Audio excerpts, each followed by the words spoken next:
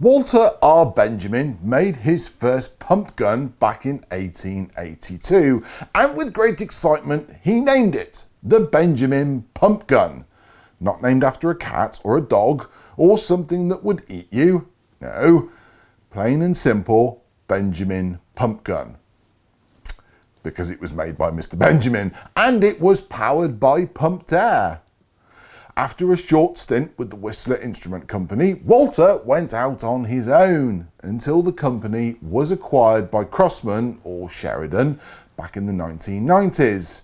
So the brand has history, and this is my first Benjamin. This one is from the Craftsman collection. Does it do Walter proud? Shall we find out?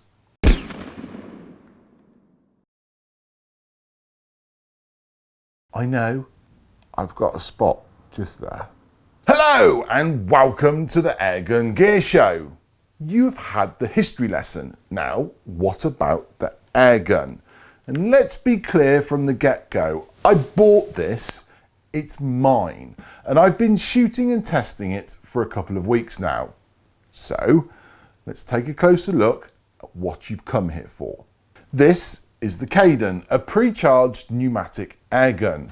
It means it's powered by compressed air in the front tube here. This one is 22 caliber, but they do also come in 177, and this is the sub 12 foot-pound version for the UK.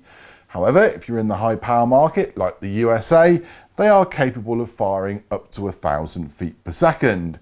That's the manufacturer's quoted number and not mine. The Cayden is 108 centimeters long with the included muzzle brake on board, and approximately 57 centimeters of that is the barrel. The gun is made in Turkey and the stock is Turkish walnut with a cutout cheek piece which can be adjusted up and down. And I have to say it all flows and comes across really well. Bit of a polish or a treatment and this will shine nicely. Plus it's ambidextrous for your face. Not the cocking lever though, that's on the right. At the back is a rubberized shoulder pad, and this bit I like. Sling studs have already been installed, front and back. I have attached my Coldwell bipod onto the stud at the front, but in the box was a converter rail for Picatinny as well, so that could save you a few pennies. Also in the box was 2 magazines, some spare O-rings, some tools and a filler adapter. At the dangerous end included, we have a 1/2 inch UNF muzzle brake, which you will need to remove and put on an optional silencer because it will bark if you don't.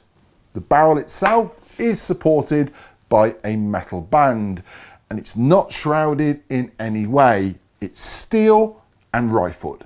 The air cylinder sits underneath. I have no idea the air capacity, but you will get approximately 65 to 70 shots in 2.2 from one 200 bar charge.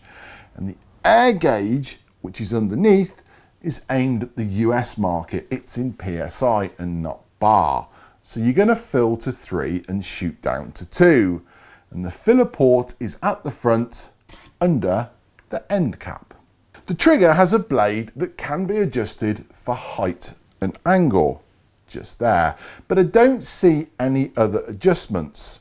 It works fine, it's firm, not light, and it works as a trigger. The safety switch is in the front of the trigger. Push away and it's fire, push back and it's safe, and it's not overly glove friendly and it is noisy. So I would say if you're within 20 yards of some pest work, it's gonna hear you.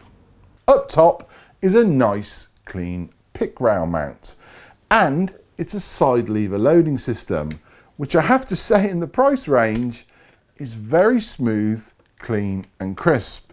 And yes, you can decock it just like that. The magazine is rotary and it's, well, kind of FX style, which means you rotate the top, insert the first pellet and then spin it back, loading through the top as you go.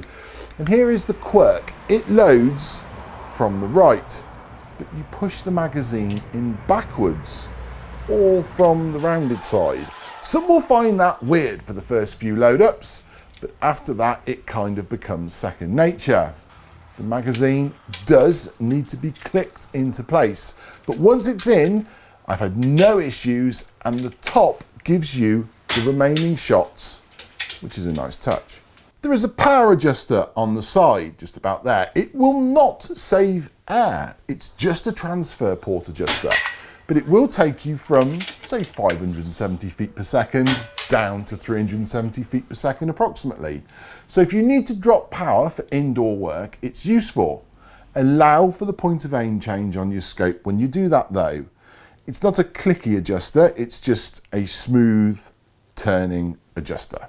Power then. Well, expect around 10.5 foot-pounds on max, and that's more than enough, and it's nice and consistent in that power band. Target work, you will see a high to low spread of a few mil from the top and the bottom of the charge because it's not regulated.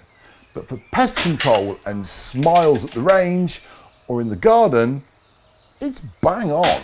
On top, I've put a 4-16 by 44 primary arm scope, and I'm using IPS 30 mounts. To be clear, the scope mounts moderator pump pellets are not included. The gun alone itself retails in the UK somewhere between £500 and £600, and it looks like an Air Arms S410, but without the price.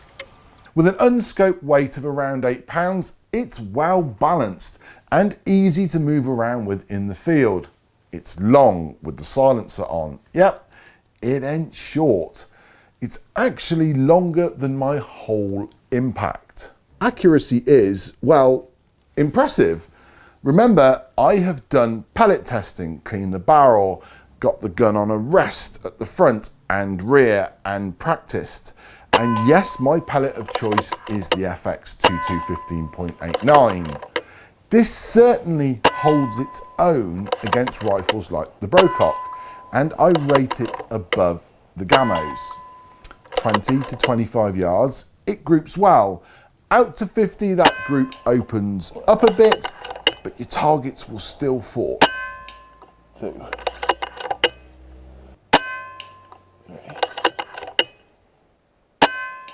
4.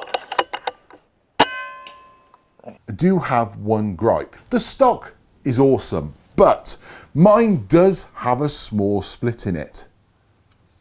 About there. Now I think it's down to the knot in the wood and the very fine cutting to mount the actual block. I'm guessing that's happened after quality control. It's not affected the gun, but you wood experts and aficionados out there will want to know, watch out for those knots in the stock. For me, in the UK, I think this pest control range is up to around 30 yards. It's going to be absolutely bang on.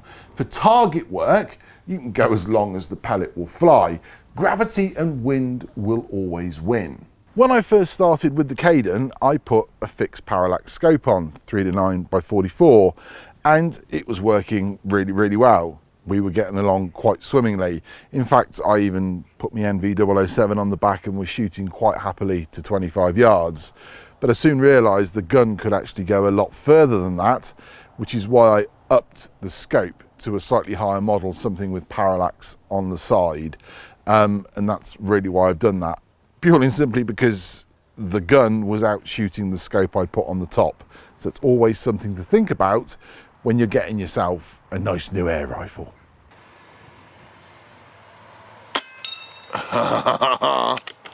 There's one.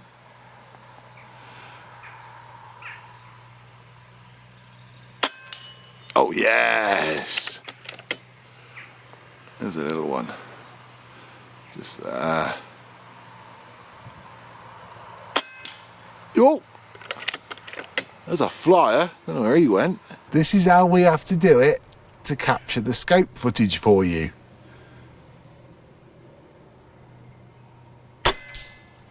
Got it. Should we do that again?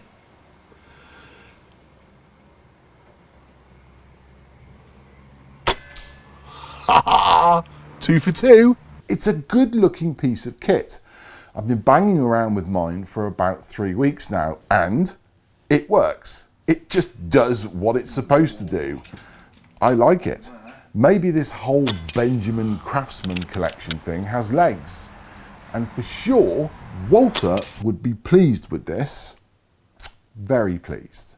If you have enjoyed this video and found it useful, please like and subscribe. And don't forget, the latest videos on airguns from the best creators in the world are on AirgunGear101.com. And my day job is AirgunGear101shop.co.uk, where you can get all the kit that you need. Thanks for watching. Take care of yourselves. Bye-bye.